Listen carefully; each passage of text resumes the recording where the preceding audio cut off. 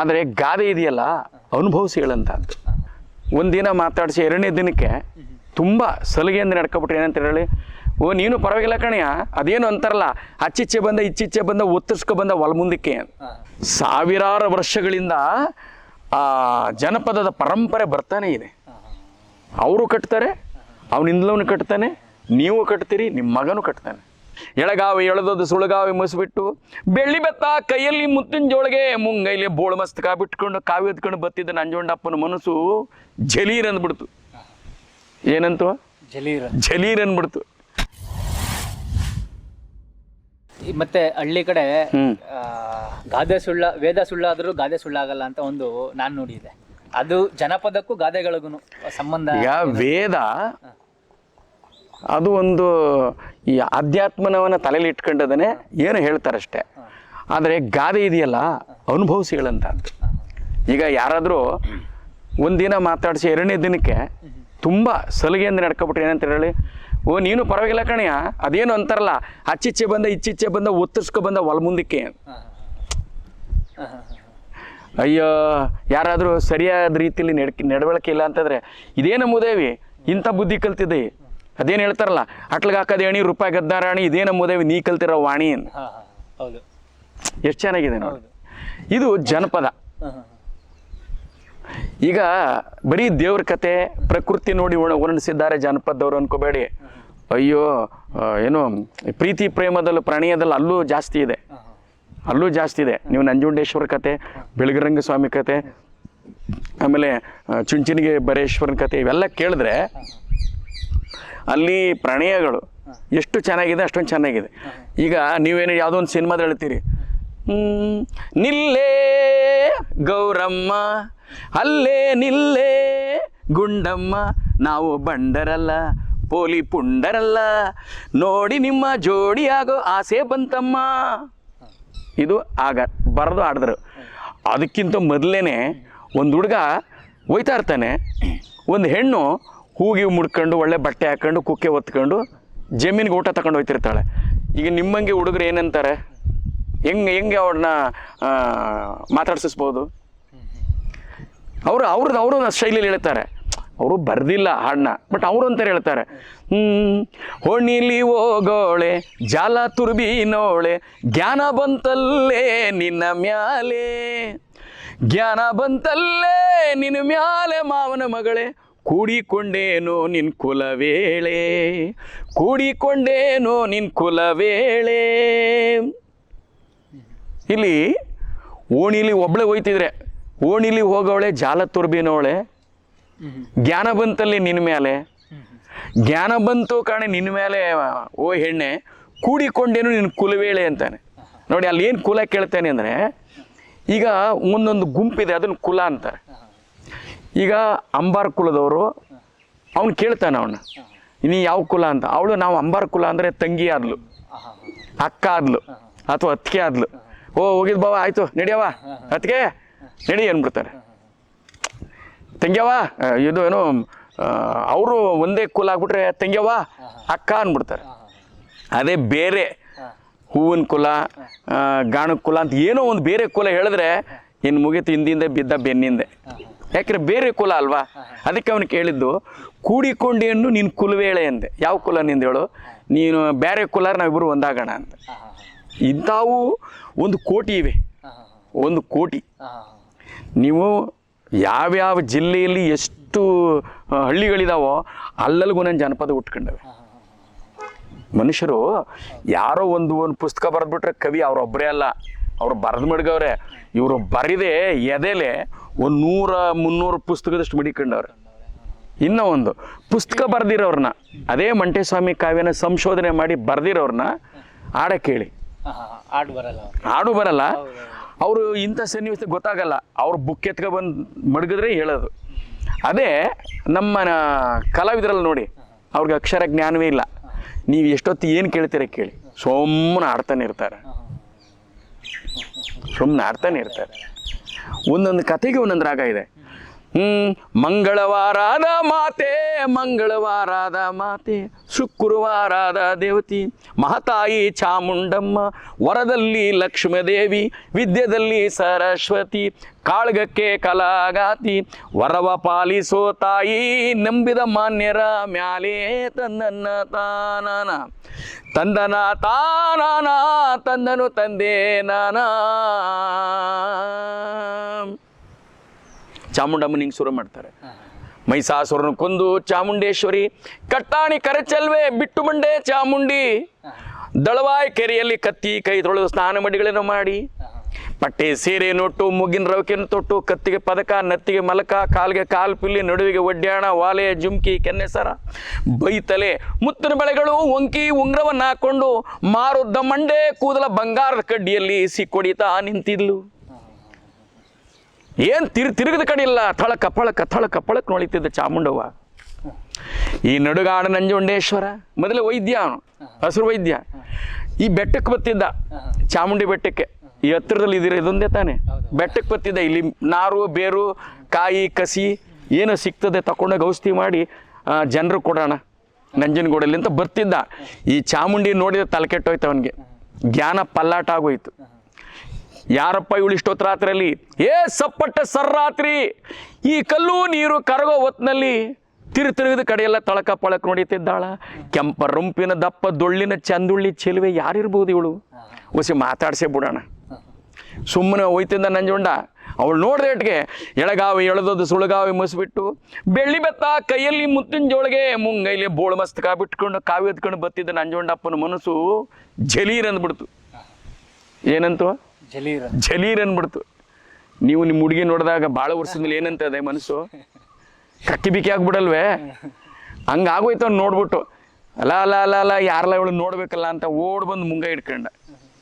ಬಿಡಿ ಸ್ವಾಮಿ, ಏಕಾಏಕಲ್ಲಿ ಬಂದು ನಾನು ಮುಂಗ ಹಿಡಿದ್ರಲ್ಲ. ಅಲ್ಲ, ಯಾವ ಊರಿನವಳು ನೀನು? ಯಾವ ರಾಜನ ಮಗಳು? ಇಲ್ಲಿಗೆ ಬಂದ ಕಾರಣ ಹೇಳೆ, ಏನು ನಿನ್ನ ಹೆಸರು ಅಂದ. ಅದಕ್ಕೆ ಅವಳಂತಾಳೆ, ನಾನು ಉತ್ತರ ದೇಶದ ಮಾವುಲಿಂಗನ ಮಗಳು, ನನ್ನ ಹೆಸರು ಚಾಮಾಯಿ ಅಂತ. ಹಂಗಂದ ಕೂಡಲೇ ಇವನೇನಂತಾನೆ ಗೊತ್ತೇ? ಸುಂದರವಾದ ಹೆಣ್ಮಕ್ಳು ಕಂಡ್ರೆ ಈ ಥರದ್ದು ಮಾಡ್ತಾರೆ. ಹೆಂಗೆ ಅಂದರೆ, ಓಹೋ ನಿಮ್ಮಪ್ಪ ನನಗೆ ಸ್ವಂತ ಸೋದರ ಮಾವನ ಆಗಬೇಕು ಅಂತಾನೆ. ನೋಡಿ, ಸೋದರ ಮಾವ ಅಂದಮೇಲೆ ಮಗಳು ಹೆಂಡತಿ ಸಿಕ್ಕದಂಗೆ ಹಂಗೆ ದಾರಿ ಮಾಡ್ಕೊಳ್ಳೋದು. ಅಂತೂ ನಂಜುಂಡಪ್ಪನ ಕಥೆಯಲ್ಲಿ ಭಾಳ ಚಂದ ನಮ್ಮ ಜನರು ಕಟ್ಟಿದ್ದಾರೆ, ಭಾಳ ಚಂದ. ಯಾವ ದೇವ್ರುಗಳ ತಕ್ಕಳಿ ಅವ್ರನ್ನ ಮನುಷ್ಯರು ಮಾಡಿ ಕರ್ಕೊಂಡ್ ನಿಲ್ಸ್ಕೊತಾರೆ ನಮ್ಮ ಜನ. ದೇವ್ರು ಅಂತ ದೂರ ನಿಲ್ಸ್ಬಿಡಲ್ಲ. ನಮ್ಮ ಜನಪದರ್ದಾವು ದೇವರು ಮನುಷ್ಯ ಎರಡೂ ಒಂದೇ. ದೇವರುಗಳಿಗೆ ಮನುಷ್ಯರನ್ನ ಕಥೆಗಳನ್ನ ಕೊಟ್ಟು ಹತ್ತಿರದಲ್ಲಿ ಇಟ್ಕೊಳ್ಳೋಕೆ ಪ್ರಯತ್ನ ಪಟ್ಟು ಹತ್ರ ಕರ್ಕೊಬಿಡ್ತಾರೆ. ಈಗ ದೇವ್ರು ಬರ್ತದೆ ಅಂತಾರೆ, ಏನು ಹೇಳ್ರಿ? ದೇವ್ರು ಅಂದ್ರೆ ಬೇರೆ ಕಡೆ ಇವನ ಮೇಲೆ ಬರ್ತದೆ ಅಂದ್ರೆ ಕರ್ಕೊಬಿಡ್ತಾರೆ. ನಾನೇ ದೇವ್ರು ಅಂತ ಮಾತಾಡ್ತಾರೆ. ಅದನ್ನೇ ದೊಡ್ಡ ಅಹಂ ಬ್ರಹ್ಮಾಸ್ಮಿ, ನಾನೇ ಎಲ್ಲ, ನನ್ನಿಂದನೇ ಎಲ್ಲ, ನಾವು ಹುಟ್ಟಿದ ಮೇಲೆ ಎಲ್ಲ ಹುಟ್ಟಿದ್ದು ಒಂದು ಅದೇ. ಅದು ನೀವು ಯಾವುದೋ ಒಂದು ಜಾಗದಲ್ಲಿ ಹೋಗ್ಬಿಟ್ಟು ಒಂದು ಹೊಸ ಒಂದು ಹೆಣ್ಣು ದೇವ್ರನ್ನ ವಿಗ್ರಹ ಮಾಡ್ಬಿಟ್ಟು ಅದಕ್ಕೊಂದು ಹೆಸರಿಡಿ, ಅದೊಂದು ಉಟ್ಕತ್ತು. ಅದೊಂದು ಉಟ್ಕತ್ತು. ಬುದ್ಧಿವಂತರು ಮಾಡಿದಂಥ ದೇವ್ರುಗಳು. ಅದ್ರ ನಂತರ ಹೋಗೋದಾದ್ರೆ ಈ ಕುಲಗಳು ಅಂತ ಹೇಳಿದ್ರೆ ಪಂಗಡಗಳು, ಈಗ ಸಿದ್ದಪ್ಪಾಜಿದು, ಮಾದೇಶ್ವರಂದು, ಇದು ಪರಂಪರೆ, ನೀಲಗಾರ ಪರಂಪರೆ. ಯಾಕಂದ್ರೆ ನಾನು ಹೇಳಿದ್ನಲ್ಲ, ನೀಲಗಾರ ಅಂದರೆ ನಾವು ಕೆಂಪು ಪೇಟ ಹಾಕ್ತೀವಿ, ಹೆಗಲ ಮೇಲೆ ಕಾವಿ ವಸ್ತ್ರ ಹಾಕ್ತೀವಿ, ರುದ್ರಾಕ್ಷಿ ಸರ ಹಾಕ್ತೀವಿ, ಬಿಳಿ ಕಚ್ಚೆ, ಬಿಳಿ ಜುಬ್ಬ ಹಾಕಿರ್ತೀವಿ, ತೊಂಬರಿ ಇರ್ತದೆ. ನಾವು ನೀಲಗಾರರು. ಇನ್ನು ಮಾದಪ್ಪನ ಗುಡ್ರು, ಅವರು ಬಿಳಿ ಬಟ್ಟೆ ಹಾಕ್ತಾರೆ, ಹೆಗಲ ಮೇಲೆ ಒಂದು ಟವಲ್ ಹಾಕ್ತಾರೆ, ಅವರು ಕಪ್ಪನ ಬಟ್ಟೆ ಇಕ್ಕಲ್ಲ, ವಿಭೂತಿ ಹಾಕ್ತಾರೆ, ಪೇಟ ಹಾಕಲ್ಲ, ಕಂಸಾರ ಹಿಡ್ಕೊಂಡು ಬರ್ತಾರೆ. ಹಾಗೆ ಒಂದೊಂದು ಅವರ ಉಡುಗೆ ತೊಡುಗೆಗಳು, ಆ ವಾದ್ಯಗಳು ಒಬ್ಬೊಬ್ರು ಇಟ್ಕೊಂಡಿದ್ದಾರೆ. ಬಟ್ ಇಬ್ಬರೂ ಸೇರಿದ್ರು ಒಂದೇ ಉದ್ದೇಶ, ಸಮಾಜದಲ್ಲಿ ಸಮಾನತೆ. ಹೆಣ್ಣು ಗಂಡು ಲಿಂಗ ಭೇದ ಇಲ್ಲ, ಜಾತಿ ಭೇದ ಇಲ್ಲ, ಸಿರಿವಂತ ಬಡತನ ಅನ್ನೋದಿಲ್ಲ, ಎಲ್ಲ ಒಂದೇ ಅಂತಲೇ ಸಾರದು. ಮಾದೇಶ್ವರ ಉದ್ದೇಶ, ಮಂಟೇಸ್ವಾಮಿ ಉದ್ದೇಶನೂ ಅದೇನೆ. ಈ ನಮ್ಮ ಈ ಹಳೆ ಮೈಸೂರು ಭಾಗದಲ್ಲಿ ಮಾದೇಶ್ವರ ಮತ್ತೆ ಮಂಟೇಸ್ವಾಮಿ ಮತ್ತೆ ನೀವು ಇವಾಗ ಹೇಳಿದ್ರಿ ಚುಂಚನಗಿರಿ, ಅದನ್ನ ಬಿಟ್ರೆ ಬೇರೆ ವಿವಿಧ ಅಂತ ಹೇಳಿ ನೋಡಿ, ನೀವು ಕೇಳಿದ್ ಸರಿ. ಈಗ ಮಂಟೇಸ್ವಾಮಿ ಅಂದ್ಕೊಳ್ಳಿ, ಅದಕ್ಕೊಂದು ಒಕ್ಕಲಿದೆ, ಕೋಟ್ಯಾಂತರ ಜನ ಇದ್ದಾರೆ. ಮಂಟೇಸ್ವಾಮಿಯ ಮಹಿಮೆ ಕೇಳಿ ನಾನು ದೀಕ್ಷೆ ತಗೋಬೇಕು ಅಂತೇಳಿ ನೀಲ್ಗಾರ ದೀಕ್ಷೆ ತಗೊಂಡ್ರು ತುಂಬ ಜನ ಇದ್ದಾರೆ. ಮಾದೇಶ್ವರನ ಕತೆ ಕೇಳಿ ಈ ದೇವರು ನಾನು ಒಕ್ಕಲಾಗಬೇಕು ಅಂತ ಕೋಟ್ಯಾಂತರ ಜನ ಅಲ್ಲೂ ಇದ್ದಾರೆ. ಹೌದು ಚುಂಚನಗಿರಿ ಹೌದು ಅಲ್ಲೂ ಇದ್ದಾರೆ. ಹಾಗೆ ಆಮೇಲೆ ಪಾರ್ವತಿ ಅಲ್ಲಿಗೂ ಇದ್ದಾರೆ, ಮುಡುಕ್ತಾರೆ ಮುಡುಕ್ತವ್ರೆ ಅಲ್ಲಿಗೂ ಇದ್ದಾರೆ. ಎಲ್ಲಾದ್ರೂ ಬೇರೆ ಬೇರೆ ಬರುತ್ತೆ ನಿಮ್ಗೆ, ರಾಗಗಳಿರ್ಬೋದು, ತಾಳಗಳಿರ್ಬೋದು, ಒಂದೊಂದು ಕತೆಗೆ ಒಂದೊಂದು. ಈಗ ನೋಡಿ ಚಾಮುಂಡೇಶ್ವರಿ ಬೇರೆ ಹೇಳಿದೆ, ಸಿದ್ದಪ್ಪಜಿದು ಬೇರೆ, ಬಟ್ ಮಾದೇಶ್ವರನ ಬೇರೆ. ಹಂಗೆ ಅರ್ಜುನ್ ಜೋಗಿ ಅದೇ ಬೇರೆ. ಮತ್ತೆ ಆ ಕುಲದವರು ಅದನ್ನೇ ಮುಂದುವರಿಸ್ಬೇಕು ಅಂತನಾ? ಇಲ್ಲ ಹಂಗೇನಿಲ್ಲ. ಅಲ್ಲಿ ಏನು ಹೇಳ್ತಾರೆ ಅಂದರೆ ನಮ್ಮ ಮನೆ ದೇವರು ಚುಂಚನಗಿರಿ ಆಯಿತು, ವಿಭೂತಿ ಆಕಳ ದೇವರು ಎಲ್ಲ ಒಂದು ಪಂಗಡವೇ. ಅದು ಆ ಸ್ವಾಮಿ ಸಿದ್ದಪ್ಪಜಿದ ಆಡಿ ಅಂತಾರೆ ಕಥೆನ, ಮಾದೇಶ್ವರನ ಆಡಿ ಅಂತಾರೆ, ನಂಜುಂಡೇಶ್ವರನ ಆಡಿ ಅಂತಾರೆ. ಈಗ ನಾವು ನಮ್ಮ ವೈಷ್ಣವ ದಿಕ್ಕಕ್ಕೆ ಬರ್ತೀನಿ ಅಂತ ಅಂದರೆ ಅವ್ರೇನು ಮಾಡ್ತಾರೆ, ಬೆಳಿಗ್ಗೆ ರಂಗನ ಸ್ವಾಮಿ ದಾಡಿ, ಮೇಲ್ಕೋಟೆ ದಾಡಿ, ತಿರುಪತಿ ದಾಡಿ ಹಂಗೆ ಹೇಳ್ತಾರೆ. ಬಟ್ ಕಥೆನ ಎಲ್ಲವನ್ನೂ ಕೇಳ್ತಾರೆ. ಯಾಕೆಂದರೆ ಈ ಜನಪದ ಅಂದರೆ ಬೆಲ್ಲದ ಹಚ್ಚಿದ್ದಂಗೆ, ಯಾವ ಭಾಗದಿಂದ ತಿಂದರೂ ಸೀನೆ ಕೇಳೋಕ್ಕೆ ಭಾರಿ ಚಂದ. ಅದು ನಿಮ್ಮ ಮನೆ, ನಿಮ್ಮ ಜನನ, ನಿಮ್ಮ ಒಡ ಹುಟ್ಟಿದವ್ರು ನೋಡಿದಾಗ ಎಷ್ಟು ಸಂತೋಷ ಆಗುತ್ತೆ, ಅಷ್ಟು ಸಂತೋಷ ಆಗುತ್ತೆ ಜನಪದ ಆಡೋರು ಕಂಡ್ರೆ. ಯಾಕೆಂದರೆ ಅದು ನೀವೇ ಕಟ್ಟಿರೋದಲ್ವಾ. ನೀವು ಮೈಸೂರಲ್ಲಿರ್ಬೋದು, ನಿಮ್ಮ ತಾತ ಅವ್ರ ತಾತ ಹಳ್ಳಿಯವರು, ಅವರು ಆಡ್ತಿದ್ರು, ನಾಟಕ ಆಡ್ತಿದ್ರು, ಸೋಮಾನ ಹೇಳ್ತಿದ್ರು, ಕಥೆ ಮಾಡ್ತಿದ್ರು. ನೀವು ಆಡ್ತಾ ಇಲ್ಲ. ಕಾಲಾಂತರಗಳಲ್ಲಿ ಅದು ನಶಿಸಿ ಹೋಗ್ಬಿಟ್ಟೈತೆ ಅಷ್ಟೇ, ಇನ್ನೇನಿಲ್ಲ. ಮತ್ತೆ ಜನಪದವಾಗಿ ವಿಶೇಷವಾಗಿ ಏನಾದ್ರು ಹೇಳ್ಬೇಕು ಅಂದ್ರೆ ಕೊನೆಯದಾಗಿ? ವಿಶೇಷವಾಗಿ ಜನಪದ ಒಂದು ದೊಡ್ಡ ಭಂಡಾರ. ಅದು ಜನನೇ ಪದ, ಇನ್ನು ಬೇರೆ ಮಾತೇ ಇಲ್ಲ. ಜನನೇ ಪದ. ನೀವು ವರ್ಣಿಸಿದ್ರು ಜನಪದದಲ್ಲೇ ವರ್ಣಿಸ್ಬೇಕು, ಅಲ್ಲೇ ಮಾಡಬೇಕು, ಅಲ್ಲೇ ಮಾಡಬೇಕು. ಆ ಜನಪದ ಕಲಿಯೋದಕ್ಕೂ, ಕಲ್ತ್ಕೊಂಡು ಆಡೋಕ್ಕೂ, ಕೇಳೋದಕ್ಕೂ ಎಲ್ಲದಕ್ಕೂ ಭಾಳ ಸುಲಭ. ಆದರೆ ಅಂಥ ಒಂದು ಮನಸ್ಥಿತಿ ಇರಬೇಕು. ಕಾಯ ವಾಚ ಮನಸ, ಇದನ್ನು ನಾನು ಕಲಿಬೇಕು ಅಂತ ಹಗಲು ರಾತ್ರಿ ಅದನ್ನು ಸ್ನೇಹ ಮಾಡಬೇಕು, ಅದರ ಜೊತೆಲಿ ಇರಬೇಕು. ಆಗ ಅದು ಕಲಿಸುತ್ತೆ. ಕಲಿಯುವ ಮನೋಭಾವ, ವಿಶಾಲತೆ, ಹೃದಯ ವಿಶಾಲತೆ ಇದ್ರೆ ಮಾತ್ರ ಜನಪದಕ್ಕೆ ಬರುತ್ತೆ. ಈಗ ಎಲ್ಲೋದು ಎಷ್ಟು ದುಡ್ಡು ಕೊಡ್ತಾರೆ ಅನ್ನೋದಲ್ಲ ಮುಖ್ಯ, ಅಲ್ಲಿ ಏನು ಹೇಳಬೇಕು ನಾನು ಆ ಜನಕ್ಕೆ ಹೇಳಿ ಎಚ್ಚರಿಸಬೇಕು. ಅವರು ಜ್ಞಾನದ ಕಣ್ಣು ತೆರೆಸಬೇಕು, ಅವ್ರ ಮನಸ್ಸು ಉಲ್ಲಾಸವಾಗಿರಬೇಕು. ಅದು ಕತೆ ಜನಪದದಲ್ಲಿ ಸಿಕ್ಕುತ್ತೆ. ನಿಮ್ಗೆ ಬೆಳಗಾನ ಆಡ್ತೀವಲ್ಲ ಸ್ವಾಮಿ, ನಾವು ಶುರು ಮಾಡೋದು ಬೆಳಗ್ಗೆನೆ, ಬೆಳಗಾನ ಆಡ್ತಾನೆ ಇರ್ತೀವಿ. ನಾವೇನಾಗಿರ್ತೀವಿ ಹಾಗಂದ್ರೆ, ನಾವು ಎಲ್ಲಿ ಕೂತಿದ್ದೀವಿ, ನಮ್ಮ ಮನೆ ಹೆಂಗಿದೆ, ನಮ್ಮ ಹೆಂಡತಿ ಮಕ್ಳು ಏನು ಅಂತ ಗೊತ್ತಾಗಲ್ಲ, ಗೊತ್ತಿಲ್ಲ. ನಾವು ಒಂದು ಸಲ ಅಲ್ಲಿ ಮುಳುಗೋ ತನಕ ಆ ಜನಪದದ ಸಮುದ್ರ ಇದೆಯಲ್ಲ, ಅಲ್ಲಿಗೆ ಹೋಗಿ ಮುಳುಗಬೇಕು. ಅಲ್ಲಿ ಮುಳುಗಬೇಕು. ನಾವು ಮುಳುಗ್ದೋ ನಾವ್ಯಾರು ಅಂತ ನಮಗೆ ಗೊತ್ತಿಲ್ಲ. ಮಂಗಳ ಆದ್ಮೇಲೆ ಗೊತ್ತಾಗುತ್ತೆ, ಟೈಮು ಗೊತ್ತಾಯ್ತಲ್ಲಪ್ಪ, ಅಯ್ಯೋ ನಿಸಪ್ಪ ಮಂಗಳಾರತಿ ಮಾಡಿ. ಅಲ್ಲಿವರೆಗೂ ನಮಗೂ ಗೊತ್ತಾಗಲ್ಲ. ಜನಪದದ ವಿಶಾಲತೆ ಇಷ್ಟೊಂದಿದೆ, ಅಗಲತೆ ಇದೆ. ಅದನ್ನ ಕಠಿಣ ದಾರಿನ ತುಳಿಯೋಕ್ಕೆ ನನ್ನ ಹತ್ರ ತಾಕತ್ತಿದೆ ಅನ್ನೋನು ಮಾತ್ರ ಹೌದು ಜನಪದಕ್ಕೆ ಬಂದು ನಾನು ಇದನ್ನ ವೃತ್ತಿ ಮಾಡ್ಕೊಂಡು ಹೋಗ್ತೀನಿ ಆಮೇಲೆ ಅಂತ ಹೇಳ್ಬೋದು. ಕೇಳಬೇಕು ಕೂತ್ಕೊಂಡು, ಆ ಭಾವನೆ ಇರಬೇಕು. ನಾನು ಆಡಿದ್ದೆ ಸರಿ, ನಾನು ಬಂದ್ಬಿಟ್ಟೆ, ನಾನು ಆಡ್ಬಿಟ್ಟೆ ಹೊಟ್ಟೋಯ್ತೀನಿ, ಅದಲ್ಲ. ಅದು ನಿಮಗಿಂತ ಇನ್ನೊಬ್ಬರು ಯಾರು ಆಡ್ತಿದ್ದಾರೆ, ಅವ್ರು ನಿಮಗಿಂತ ಚೆನ್ನಾಗಿ ಆಡ್ತಾರೆ. ಅವರು ಕೂತ್ ಕೇಳಿ, ಅವಾಗ ನಿಮಗೆ ಗೊತ್ತಾಗುತ್ತೆ ನನಗಿಂತ ಇದನ್ನೊಂದು ದೊಡ್ಡವನು ಇಲ್ಲೊಬ್ಬ ಇದ್ದಾನೆ ಅಂತ. ಬರೀ ನಾನು ಬರೋದು ಓಡೋಗ್ಬಿಡೋದನ್ನ, ಅದು ಕಲೆಗೂ ಅವ್ರಿಗೂ ಸಂಬಂಧವೇ ಇಲ್ಲ. ನೀವು ಹಾಡುವಾಗ ನಾನು ಕೂತ್ ಕೇಳಬೇಕು, ಆ ಸೌಜನ್ಯ ಬೆಳೆಸ್ಕೋಬೇಕು ನಾವು ಕಲಾವಿದನಿಗೆ. ಅದು ಬಹಳ ತಾಳ್ಮೆಯಿಂದ ಇನ್ನೊಬ್ರು ಆಡೋದಕ್ಕೆ ಕೇಳಿದಾಗ ನಾನೇನು ಆಡ್ತಿರೋದು ಸರಿನಾ, ಅವ್ನು ಸರಿನಾ, ಎರಡನ್ನೂ ಟ್ಯಾಲಿ ಮಾಡಿ ನೋಡಿದಾಗ ಇದು ಕರೆಕ್ಟ್ ಸರಿಗಿದೆ.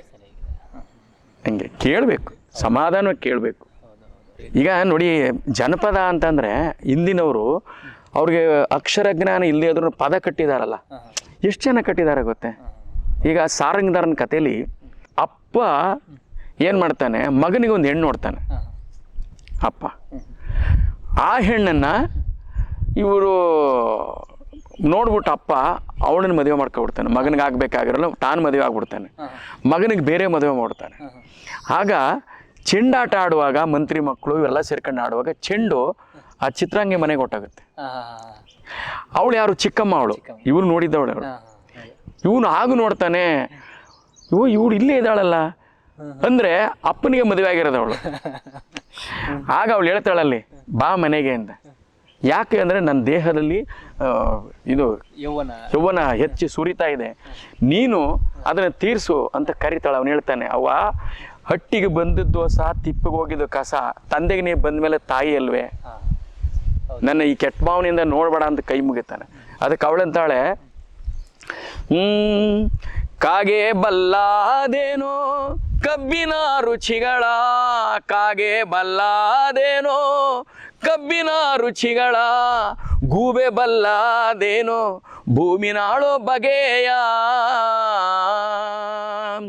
ಕತ್ತೆ ಬಲ್ಲದೆ ರಾಜ ಭತ್ತದ ಗುಣಗಳ, ಕತ್ತೆ ಬಲ್ಲದೆ ರಾಜ ಭತ್ತದ ಗುಣಗಳ, ಏ ನಿಮ್ಮಪ್ಪ ಬಲ್ಲನೇನೋ ನನ್ನ ನಾಳೋ ಬಗೆಯ, ಮಳೆಗಾಲದ ಮಲ್ಲಿಗೆ ರಾಜ ಸೂಡಿ ಮಾಡಿದಂತೆ, ಮಳೆಗಾಲದ ಮಲ್ಲಿಗೆ ರಾಜ ಸೂಡಿ ಮಾಡಿದಂತೆ, ಮುದುಕನಿಗೆ ಮದುವೆಯಾಗಿ ಮನಸ್ಸು ಕೆಟ್ಟೊಯ್ತು ನನಗೆ. ಇದು ಕಾವ್ಯಗಳು. ಮಳೆಗಾಲದ ಮಲ್ಲಿಗೆ ರಾಜ ಸೂಡಿ ಬಾಡಿದಂಗೆ ಹೆಂಗೆ ಉದಾಹರಣೆ ಕೊಡ್ತಾಳೆ ನೋಡಿ. ಅದು ಮಳೆಯಲ್ಲಿ ಯಾವ ಒಣಗಲ್ಲ, ಬಿಸಿಲಿಗೆ ಒಣಗ್ತದೆ, ಆದರೆ ಮಳೆಗೆ ಒಣಗ್ತಾ ಇದೆ. ಹಂಗಾಗೈತೆ ನನ್ನ ಮನಸ್ಸು. ಕತ್ತೆಗೆ ಭತ್ತ ತಿಂದು ಅದರ ರುಚಿ ಹೇಳುತ್ತಾ, ಇದು ಕಾಗೆ ಕಬ್ಬು ತಿಂದು ರುಚಿ ಹೇಳುತ್ತಾ, ಗೂಬೆ ದೇಶನ ಆಳೋದು ಗೊತ್ತಾ, ಭೂಮಿ ಆಳೋದು ಗೊತ್ತಾ. ಹಾಗೆ ನಿಮ್ಮಪ್ಪ, ನಾನು ಹುಡುಗಿ, ನಿಮ್ಮ ಅಪ್ಪನ ವಯಸ್ಸಾಗಿದೆ, ನಾನು ಮದುವೆ ಮಾಡ್ಕೊಂಡವನಲ್ಲ, ಆಳ್ದ ಅವನು ಬಂದು ನನ್ನ ಆಸೆ ಪೂರೈಸುವಂತ ಹೋಗ ಅಪ್ಕೋತಾಳವಳು. ಎಂತೆಂಥ ಕಥೆಗಳಿದೆ. ಇದು ಹಿಂಗೆ ಮಾಡಿ ಅಂತಲ್ಲ, ಅಪ್ಪ ಮುಟ್ಟಿದ ವಸ್ತು ಇದೆಯಲ್ಲ, ಅಂದರೆ ಅಪ್ಪ ಇಷ್ಟಪಟ್ಟಂತ ಯಾವುದೇ ಆದರೂ ಮಕ್ಕಳಿಗೆ ದೈವ ಸಮಾನ. ಅದು ದೈವ ಸಮಾನ. ಅಪ್ಪ ಅವನು ಕೋಲ್ ಹಿಡ್ಕೊಂಡು ತಿರುಗಾಡ್ತಿದ್ದು ಬಿಟ್ಬಿಟ್ಟು ಅದರನ್ನು ಎತ್ತಿ ಕೈ ಮುಕ್ಕಿ ಬಡಿಕತ್ ನಮ್ಮ ಅಪ್ಪಂದು ಇದು ಅಂತ. ಹಾಗೆ ಅಪ್ಪ ಒಂದಲ್ಲ ಎರಡು ಮದುವೆ ಆದರೂ ಈ ಮಕ್ಕಳಿಗೆ ತಾಯಿನೇ ಅವರೆಲ್ಲರೂ. ಅದನ್ನ ಹೇಳುತ್ತೆ ಆ ಕತೆ ಅದನ್ನ ಹೇಳುತ್ತೆ. ಇನ್ನು ನೀವು ಇದು ಬೆಳಗಿರಂಗನ ಕೇಳಿದ್ರಿ, ಆಗ್ಲೇ ಹೇಳಿದ್ನಲ್ಲ, ಅಲ್ಲಿಯೂ ಕೂಡ ಪ್ರೀತಿ ಮತ್ತು ಭಕ್ತಿ ಇವೆಲ್ಲ ತುಂಬಿದೆ. ಈಗ ರಂಗಪ್ಪ ಬೆಟ್ಟದಲ್ಲಿದ್ದರೆ ಅವಳು ಇವ್ರು ಯಾರು ರಂಗಮ್ಮ, ಅವಳು ಮದುವೆ ಆಗುವಂದ್ರೆ ಅವ್ರ ಅಪ್ಪ ಅವ್ವ ಯಾರನ್ನೂ ಆಗಲ್ಲ. ಯಾಕೆ ಅಂದರೆ ನಾನು ಬೆಳಗಿರಂಗನ ಮದುವೆ ಆಯ್ತೀನಿ ಅಂತ. ಅವಳು ಇದ್ರ ಮುಂದೆ ಏನೋ ವಿಗ್ರಹದ ಮುಂದೆ ಕೂತ್ಕೊಂಡು ಧೂಪ ಹಾಕೊಂಡು ಅವಳನ್ನ ಕೂಗ್ತಾಳೆ, ನನ್ನ ಮದುವೆ ಆಗುವಂತ. ಬೆಳ್ಳಿ ಬೆಟ್ಟದ ಒಡೆಯ ಬೆಳಗೀರಿ ರಂಗಯ್ಯ, ಇರುಳೆಲ್ಲ ಕಾದೆ ನಿಮಗಾಗಿ, ಇರುಳೆಲ್ಲ ಕಾದೆ ನಿನಗಾಗಿ ರಂಗಯ್ಯ, ಭಕ್ತಾಳ ಮನೆಗೆ ದಯಮಾಡು. ಬಾ, ಯಾವಾಗ ಎಷ್ಟು ದಿನ ಕಾಯ್ತೇನೆ. ಅಂಗಾಳ ಗುಡಿಸಿವ್ನಿ ರಂಗೋಲ ಬಿಟ್ಟಿವ್ನಿ,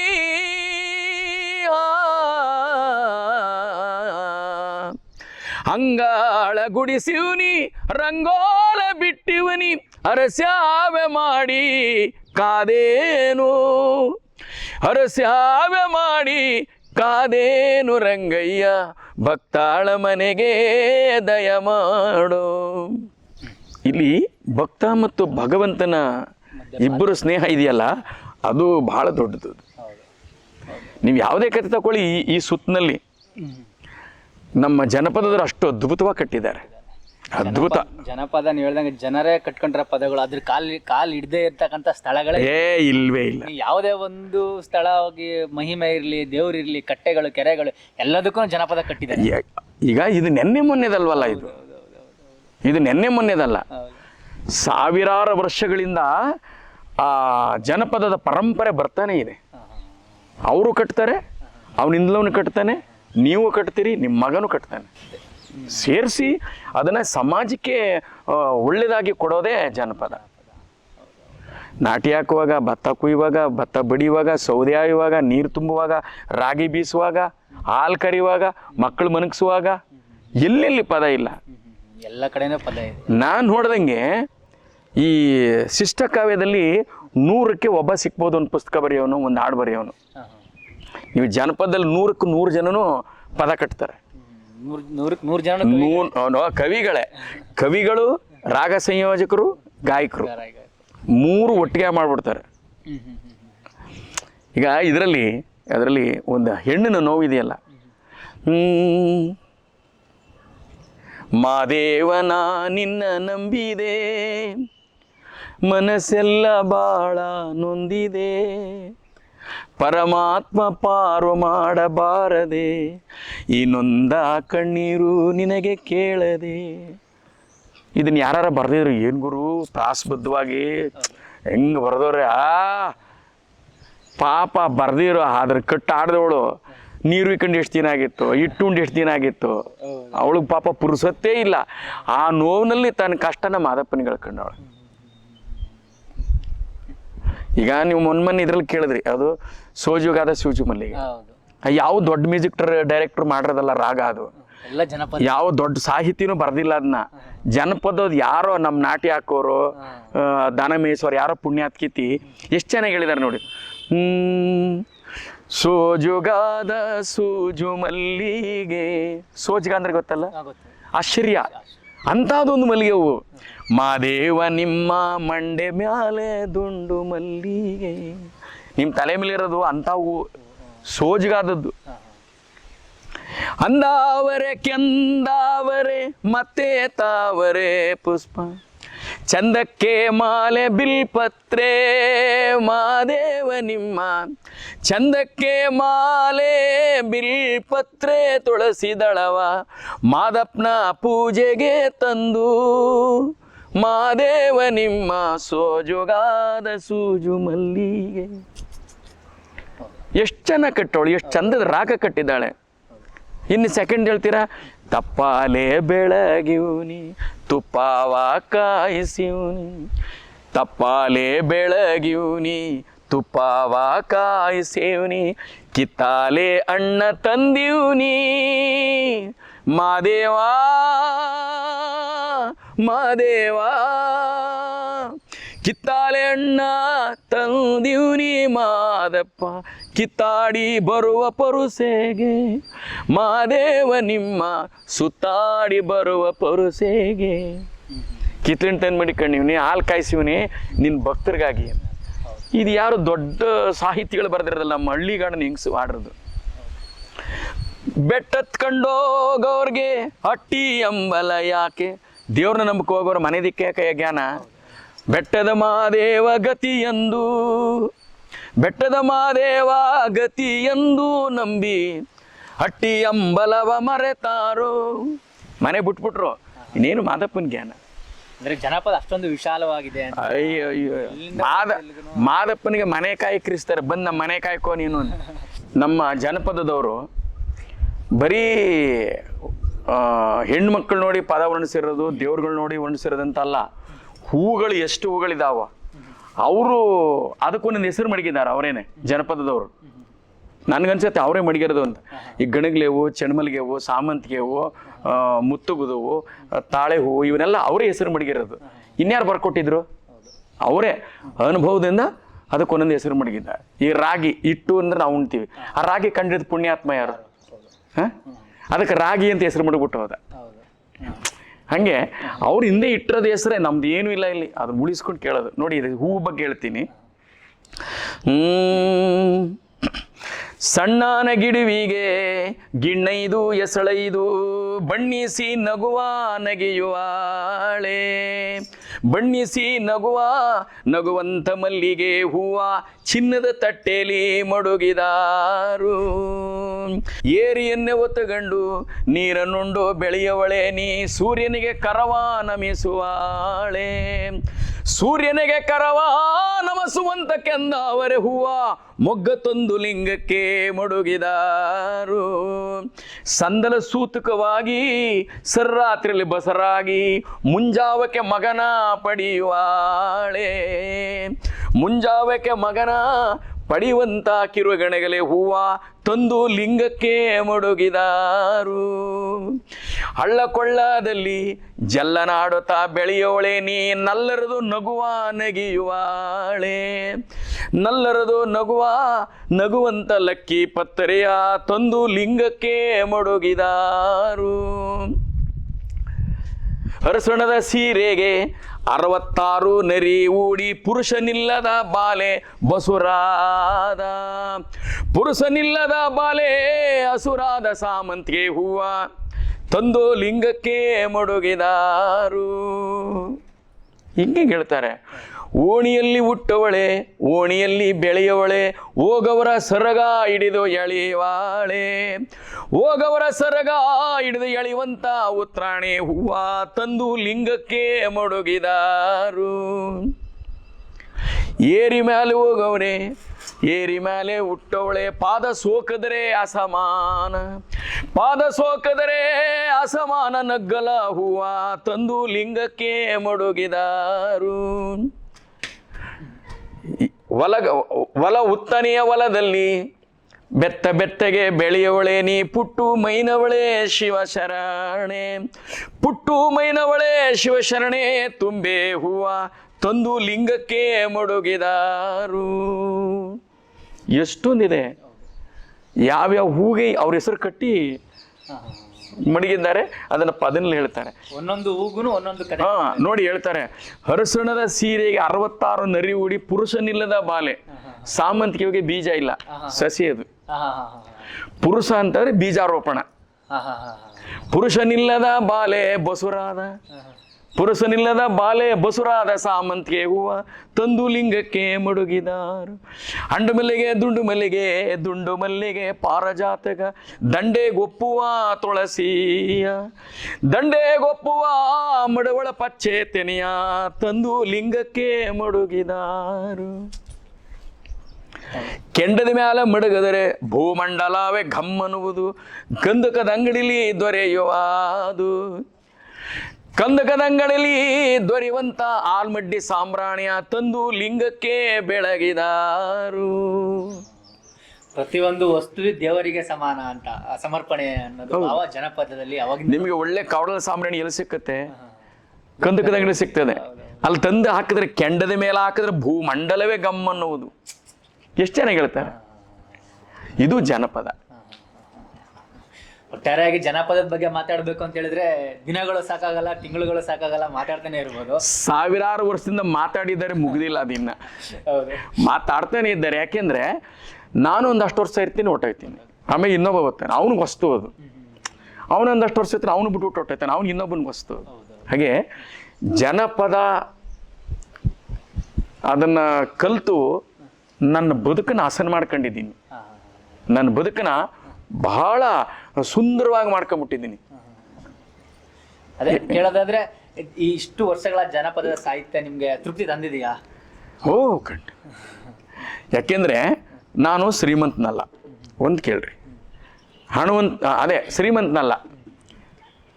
ಹೀಗೇನು ಹೇಳ್ತೀನಿ, ನಾನು ಶ್ರೀಮಂತನಲ್ಲ, ವಿದ್ಯಾವಂತನಲ್ಲ, ರೂಪವಂತನೂ ಅಲ್ಲ. ಇವೇನೂ ಇಲ್ಲದೆ ನನ್ನನ್ನು ಇಷ್ಟಪಡ್ತಿದ್ದಾರೆ ಜನ. ನನ್ನ ಹತ್ರ ಹಣ ಇಲ್ಲ, ನಾನು ವಿದ್ಯಾವಂತನಲ್ಲ, ನಾನು ರೂಪವಂತನೂ ಅಲ್ಲ. ಆದರೆ ನನ್ನನ್ನು ನೋಡ್ದೆ ಇಟ್ಕೊಂಡು ಬಂದು ತಪ್ಕೋತಾರೆ, ಶಿಲ್ಪಿ ತಕ್ಕತಾರೆ. ಆವತ್ತು ಎಲ್ಲೇ ರಸ್ತಲ್ಲಿ ಸಿಕ್ಕರು ದುಡ್ಡು ಕೊಟ್ಬಿಟ್ಟು ನಮಸ್ಕಾರ ಮಾಡೋರು. ಬುದ್ಧಿ ಗುರುರಾಜಪ್ಪ ಅವರೇ ಅನ್ನೋರು. ಗುರುರಾಜಪ್ಪ ಅವರೇ ಬುದ್ಧಿ ಗುರುಗಳೇ ಅಂತಾರೆ. ಅಂದರೆ ಈ ಜನಪದ ನನ್ನನ್ನು ಎಲ್ಲಕ್ಕೆ ತಂದು ನಿಲ್ಲಿಸಿದ ಯೋಚನೆ ಮಾಡಿ. ಯಾವುದೋ ಕೂಲಿ ಮಾಡಿದರೆ ಸೌದೆ ಹೊಡ್ಕೊಂಡು ಕಸಗಿಸ ಹೊತ್ಕೊಂಡು ಇರ್ತಿದ್ದೆ. ಆದರೆ ಆ ಜನಪದವನ್ನು ಅಪ್ಕೊಂಡು ಜನ್ಮ ಸಾರ್ಥಕ ಆಗೋಯ್ತು. ಹೊಟ್ಟೆ ತುಂಬ ಊಟ ಸಿಕ್ಕಿದೆ, ಮೈ ತುಂಬ ಬಟ್ಟೆ ಸಿಕ್ಕಿದೆ. ಬಟ್ಟೆ ಊಟ ಬಿಡಿ, ಗೌರವ ಅಷ್ಟು ಸುಲಭವಾಗಿ ಸಿಕ್ಕಲ್ಲ. ಇಷ್ಟು ಗೌರವ ಕೊಟ್ಟು ಇಡೀ ತಿಂಗಳೆಲ್ಲ ಕಾರ್ಯಕ್ರಮ. ನಾವು ಓದೋಂದ್ರೆ ಪೇಟ ಹಾಕಿ, ಸಾಲೋಸಿ, ಊರಾರ ಹಾಕಿ, ನಾವು ಕೇಳಿದ ಊಟ ಕೊಟ್ಟು, ಕೇಳಿದಷ್ಟು ದುಡ್ಡು ಕೊಟ್ಟು. ಯಾಕೆ ಅಂದರೆ ಕಲೆ ಉಳಿಬೇಕು. ನನಗೆಲ್ಲ ಕೊಡ್ತಾ ಇರೋದವರು, ನನಗಂತ ಅಲ್ವೇ ಅಲ್ಲ ಅದು. ನೀವು ಕಲ್ತರು ನಿಮಗೂ ಹಂಗೆ ಕೊಡ್ತಾರೆ. ಕಾರಣ ಜನಪದವನ್ನು ಉಳಿಸಿ, ಅದು ನಮ್ಮ ಸಂಪತ್ತು ಅಂತ ಕೊಡ್ತಾ ಇದ್ದಾರೆ. ಅದರಿಂದ ನಾನು ಈ ತಂಬೂರಿ ಕಲೆನ ಕಲಿತು ಮಾತಾಡೋದು ಕಲಿತೆ, ಸರಿಯಾಗಿ ಹಾಡೋದು ಕಲಿತೆ, ಕತೆ ಮಾಡೋದು ಕಲಿತೆ. ಎಲ್ಲರ ಸ್ನೇಹ, ಕರ್ನಾಟಕದ ಪ್ರತಿಯೊಬ್ಬರು ಕಲಾಪ್ರೇಮಿಗಳು ನನಗೆ ಅನ್ನ ಕೊಟ್ಟು, ಇಷ್ಟು ಒಳ್ಳೆ ಬಟ್ಟೆ ಕೊಟ್ಟು, ಈ ಚಾನಲ್ ಹೆಚ್ಚು ಕಡಿಮೆ ಇದು 14ನೇದು. ಇದು 14 ಚಾನಲ್ ಅವರು ಮಾಡ್ಕೊಂಡು ಹೋಗಿದ್ದಾರೆ. ನಿಮ್ಮ ಜೀವನ ಚರಿತ್ರೆ ಹೇಳಿ, ಜನಪದದ ಬಗ್ಗೆ ಹೇಳಿ ಅಂತ. ನಾನೇನು ಹೊಸ್ತು ಹೇಳೋಕ್ಕೆ ಏನು ಸಾಧ್ಯ? ಏನು ನನಗೆ ಗೊತ್ತಿರೋದು ಹೇಳ್ತಾ ಇದ್ದೀನಿ. ಜನಗಳಿಗೆ ಕೇಳಿ ಆಶೀರ್ವಾದ ಮಾಡಿ ಅನ್ನ ಕೊಟ್ಟಿದ್ದಾರೆ. ಇದಕ್ಕಿಂತ ದೊಡ್ಡದು ಇನ್ನೇನೂ ಇಲ್ಲ. ಸಾರ್ಥಕ ಆಗಿದೆ ಜನ್ಮ. ಆ ಸಾರ್ಥಕ ಭಾವ ಬಂದಮೇಲೆ ಬೇರೆ ಏನು ಮಾತಿಲ್ಲ. ಸಾರ್ಥಕ ಯಾವ ಥರ ಅಂದರೆ, ಇದನ್ನು ನಾನು ಹಪ್ಕೊಂಡು ನನ್ನನ್ನು ಮನುಷ್ಯ ಅಂತ ಗೌರವಿಸಿದ್ರು. ಹೌದು, ಮುಖ್ಯವಾಗಿ ಅದೇ ಇವನು ಮನುಷ್ಯ ಇವನು ಅಂತ. ಮನುಷ್ಯತ್ವ ಇದೆಯಲ್ಲ, ಆ ಸಂಪಾದನೆ ಮುಂದೆ ನೀವು ಯಾವ ಸಂಪಾದನೆ ದೊಡ್ಡದಲ್ಲ, ಮನುಷ್ಯತ್ವ ಸಂಪಾದನೆ. ಹಾಗೆ ನನ್ನನ್ನು ಮನುಷ್ಯ ಅಂತ ಕರೆದ್ರು ಜನ. ಅದು ಭಾಳ ತೃಪ್ತಿ ಕೊಟ್ಟಿದ್ದು. ಎಷ್ಟೋ ಜನ ಅವ್ನಿಗೆ ಆಡೋಕ್ಕೆ ಬರಲ್ಲ, ಚೆನ್ನಾಗಿ ಆಡಲ್ಲ ಅಂದಿರ್ಬೋದು. ಯಾಕೆಂದ್ರೆ ಎಲ್ಲವನ್ನ ನಾನು ಒಪ್ಸೋಕ್ಕಾಗಲ್ವಲ್ಲ. ಎಲ್ಲರ ಭಾವಗಳು ಒಂದೇ ಥರ ಇರಲ್ಲಲ್ಲ. ಅವರವರ ಭಾವಕ್ಕೆ, ಅವರವರ ಭಕುತಿಗೆ.